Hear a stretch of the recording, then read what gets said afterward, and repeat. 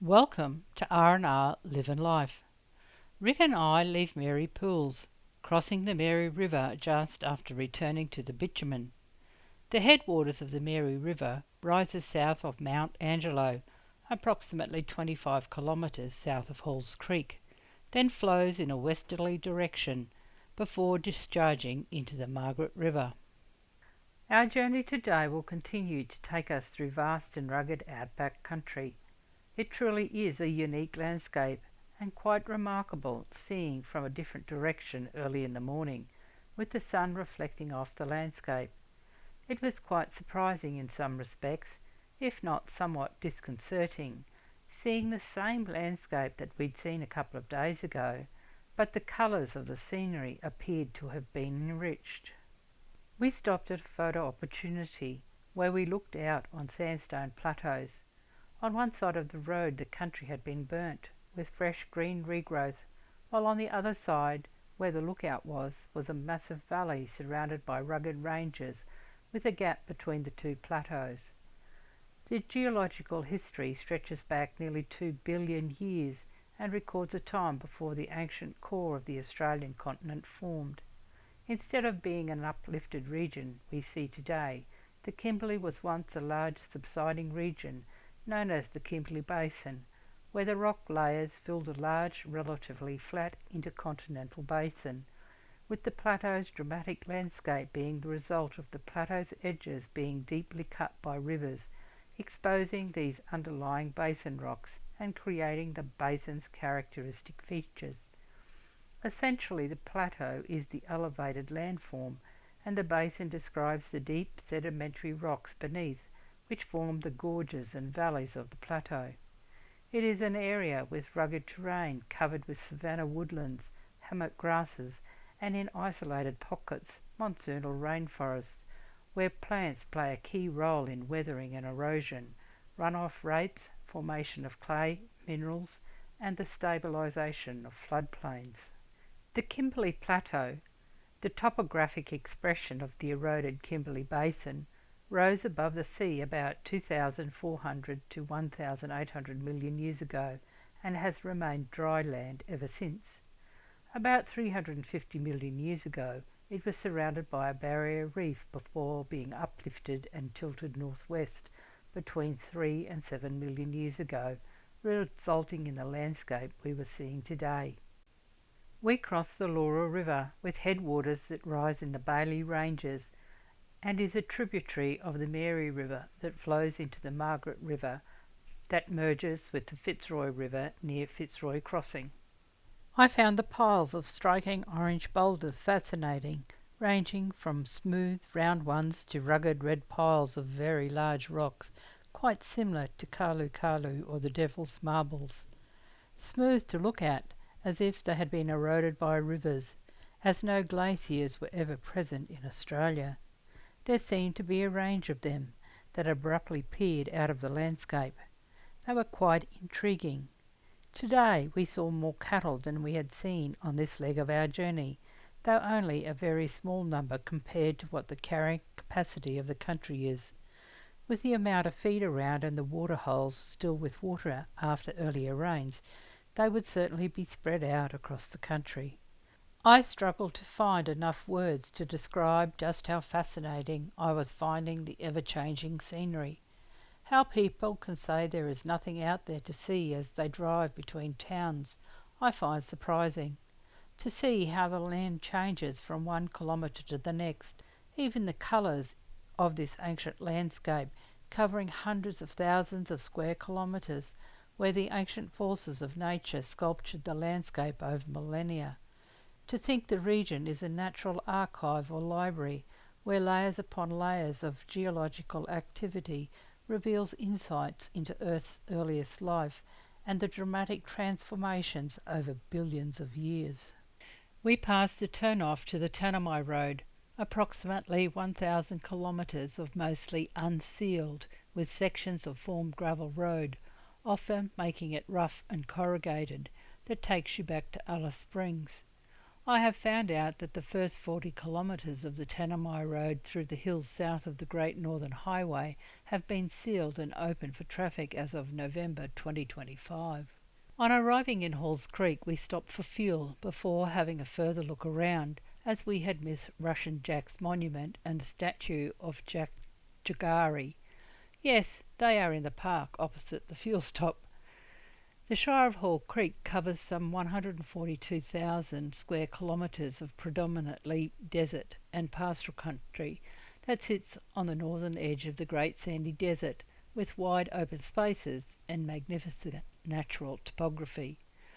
The Northern Territory forms the eastern boundary of the Shire, with the Shire of Wyndham East Kimberley to the north and the Shire of Derby West Kimberley to the west, and the Shire of Pilbara to the south and west. Throughout the Shire there are a number of small Aboriginal communities. Much of the Australian outback is characterised by extreme isolation. In the early 1900s, the population density of the outback was less than one person per square kilometre, and still is today, with essential services beyond urbanised areas few and far between.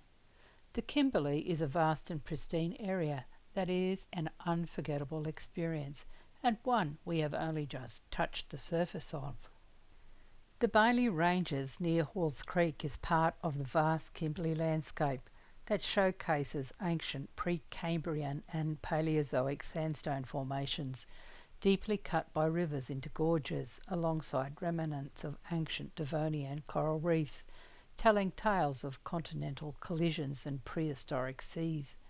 This line of deeply eroded mountain ranges formed through intense tectonic folding, faulting and compression, causing the hard, brittle upper crust to crack and fracture, featuring sharp, ruptured rock formations that have been sculptured by millions of years of intense weathering.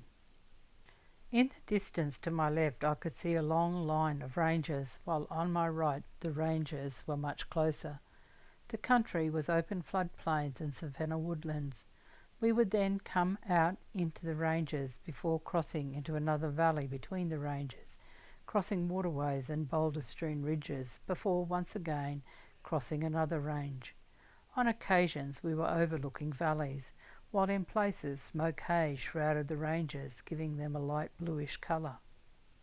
The ever-changing scenery was interesting, as I never knew what to expect as we rounded another corner. Just off the Great Northern Highway was Muluks Rest Area on Fletcher's Creek, located on a branch of the Bow River. Fletcher's Creek owes its name to the gold rush era of the mid-1880s. Here was a place where the history of the site has evolved significantly. The location, born from the gold rush, served as a flashpoint for frontier law and conflict for a decade before being repurposed, finally becoming a contemporary roadside rest stop in this vast landscape of the region. The establishment of the Fletcher's Creek community was a direct consequence of the late 19th century gold rush. Its subsequent importance centred on its strategic location along the telegraph line connecting Wyndham and Halls Creek. A police camp was established here around 1890, primarily tasked with protecting the fragile colonial infrastructure and enforcing law and order in the increasingly contested pastoral region. The history of the Fletcher's Creek Police Station, built by police in late 1893, early 1894, is intrinsically linked to the violent frontier conflict, notably suffering an attack and burning by local Aboriginal groups in June 1893.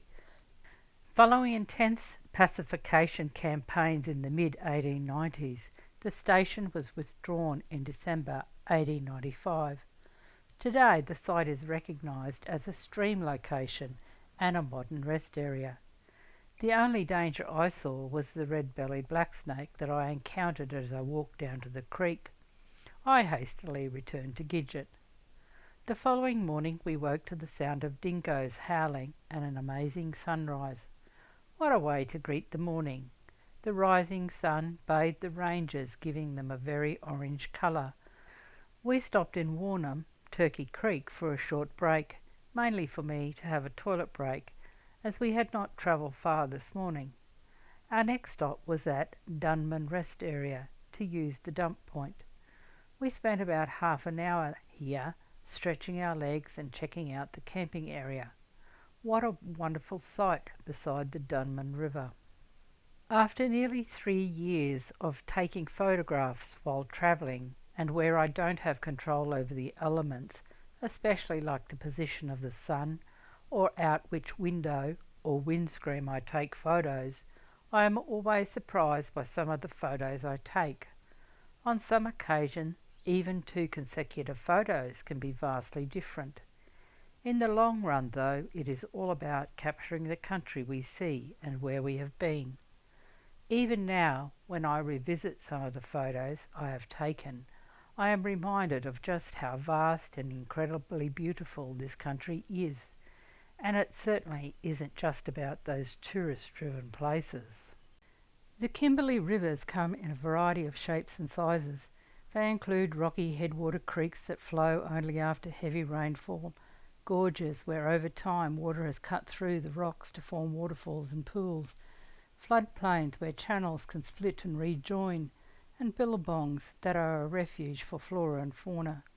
We were again following beside a huge rocky range running parallel to the highway, and could understand the huge floodplains we were crossing before we crossed open country again as we wove our way through the Granges.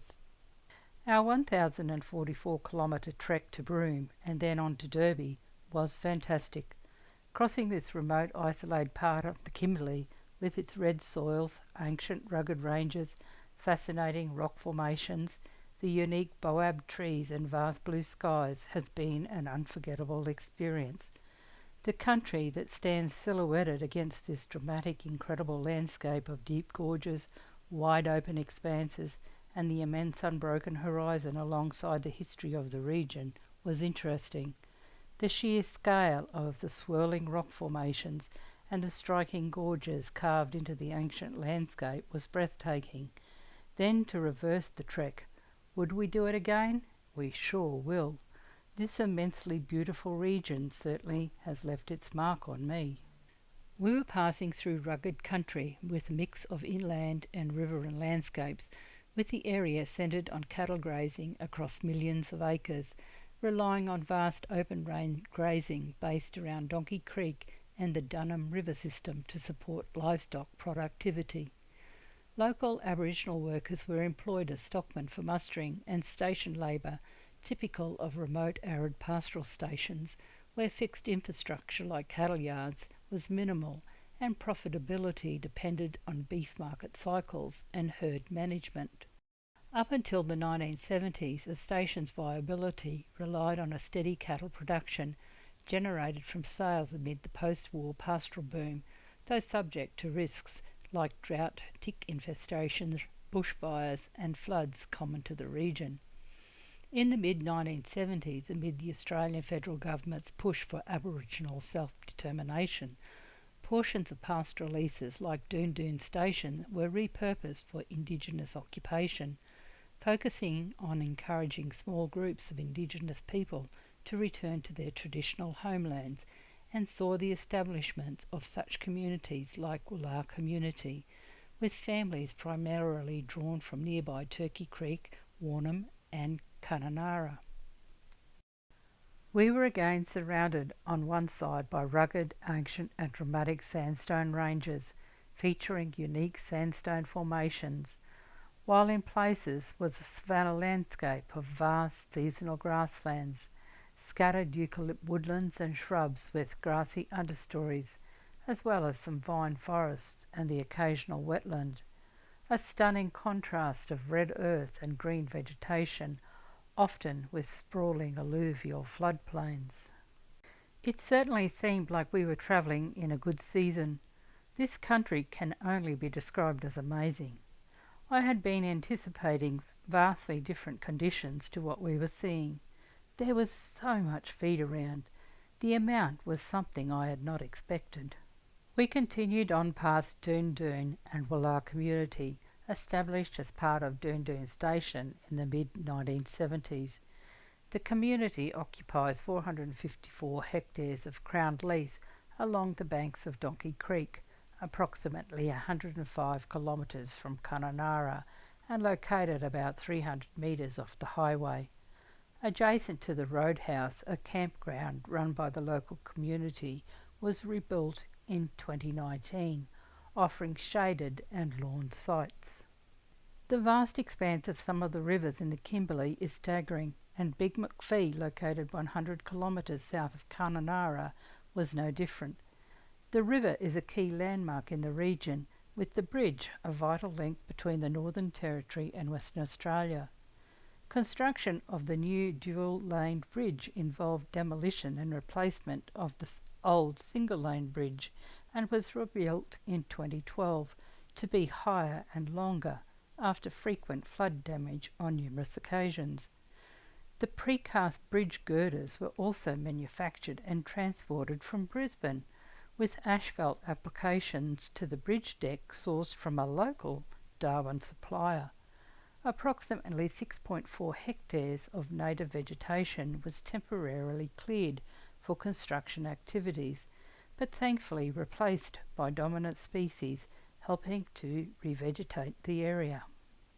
About 27 kilometres northeast of Doon Doon, we stopped at Muluks Rest Area, a large flat gravel area about 100 metres off the highway, equipped with essential amenities such as clean toilets, depending on who has been there, undercover picnic tables, rubbish bins, barbecue facilities, and a dump point. There seemed to be plenty of room for several campers in what appeared to be a spacious and relatively level area. From the turn-off to Kununurra, we were again crossing long alluvial flats prone to flooding and black soil plains supporting rich stands of couch and buffel grass, which make for good grazing feed. The closer to Kununurra we got were steep 30-metre high, layered quartz sandstone escarpments, with rocks part of the Cockatoo Group, a sedimentary deposit that was severely eroded, leaving behind these distinct, isolated and highly fractured ridges. Kununurra is situated among the scenic hills and ranges of the far northeastern Kimberley region. We again crossed the Dunham River that enters the Ord approximately 2 kilometres downstream from the Kununurra Diversion Dam, often called the Junction, where the distinct waters meet with a visible colour change. What an experience the past week or so has been. Such a long way to Broome and Derby. But wow, it was worth it. Rick and I will leave you in Kununurra for this episode as we make ready to spend the next couple of days at Lake Argyle. Give us a thumbs up if you have enjoyed this episode. Join us next time as we explore the second largest man-made freshwater lake in Australia. Cheers for now. Live life to the full. Rick and Rosemary. R&R, living life.